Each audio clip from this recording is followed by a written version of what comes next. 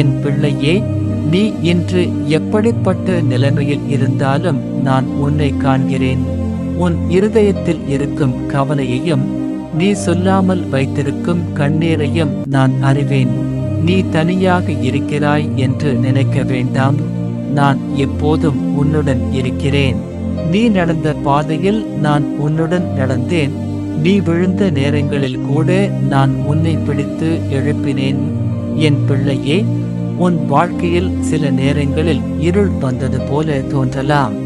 ஆனால் நினைத்துக்கொள், இருள் அதிகமான இடத்தில்தான் ஒளி மிகவும் பிரகாசமாக தெரியும். நான் அந்த ஒளி. நீ பயப்படாதே.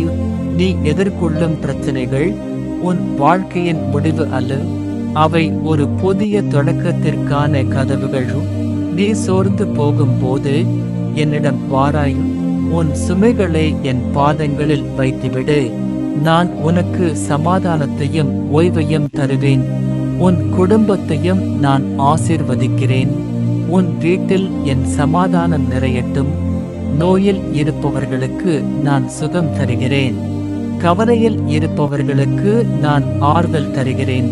என் பிள்ளையே, நீ என்னை நம்பி ஒரு அடியாவது முன்னே போடு. நான் உன் பாதையை நேராக நடத்துவேன்.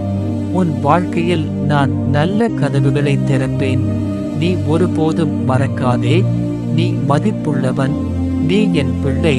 நான் உன்னை மிகவும் நேசிக்கிறேன்.